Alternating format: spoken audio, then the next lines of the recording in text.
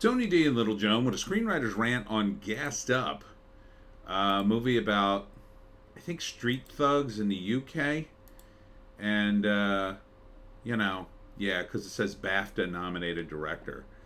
Um, Trying to make it in the rap game, in the crime game, and, it all ends in tragedy. Smash like and subscribe. Thank you for smash liking and subscribing. Check out my books. Links in the description. Comedy Horror in South Jersey. It's the Pineys, books 1 through 12, available at Amazon.com. Don't forget, Kindle Unlimited is free. The trailer itself isn't very clear, but we've seen this a million times before. You've got low-level young guys trying to make it in a urban environment. The problem I have with this trailer is it's not very clear what exactly the stakes are beyond just sort of the general crime stakes, like, oh, I gotta make it because I live in a bad neighborhood kind of thing. And this dude's got a girlfriend. I think she sings too. It's called Gassed Up. And most of the action seems to revolve around a jewelry robbery gone wrong, and his gang has to return the money, and I don't know, they don't have it, or they spent it, or they lost it and got robbed. They're also in the rap game, I guess. I think rap guys make an appearance at least. It's all there for the taking, but it's crime. So in the end, everybody dies. Um, I've seen this before in other cultures, especially in America. It's usually like young mafia guy trying to make his way, and then, everything goes wrong. And for a while, he makes some money, and then everything goes wrong, right?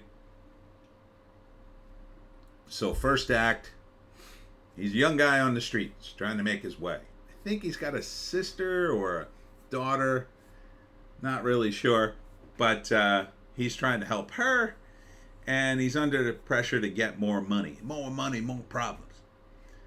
But he can't, so they pull off this jewelry store heist. It goes well, quote unquote, except they robbed from the wrong people, and now they're under the gun to get money or jewelry back because maybe they sold it, or it's the usual crime stuff. So for the second act, he's trying to make it right, and he's got a guy saying, "Oh man, you shouldn't steal." An older guy saying, "No, you shouldn't steal." Maybe it's his brother, maybe it's his dad. I don't know. It's kind of hard to tell. And there's a bunch of guys in it. I think some of them are rap guys. I think they call it drill rap in the UK because they don't have guns. They have a lot of knives, and they're riding motorcycles. I don't know how anybody commits a crime in the UK with all the damn cameras. So I don't know how you get away with it. Because again, you got to figure the cameras are everywhere. Yeah, you have a mask on, but you got to escape. So you escape on a motorcycle. You got to cover up the tags on that. Then you have to drive out of the radius of the cameras, take the covering off the tags, and take your face covering off, and have a different enough look that when you come back in the view of the cameras, they don't go, "Oh, there's the guy," right? I mean, you can't monitor every single camera, but if you're following a guy with the cameras, and the cops do this, you can't really it's really tough to get away unless, I don't know, you go into a building maybe and take off all your disguises and abandon the motorcycle maybe. But would I watch this? It's a crime movie. I like crime movies. I don't really understand the culture, so I'd mainly watch it for that. But it doesn't look too great because the trailer's not pointed enough. The accents are pretty thick, so I'm having trouble following the dialogue even. And I'm just not seeing the heart in this. I want to see the main character do something nice.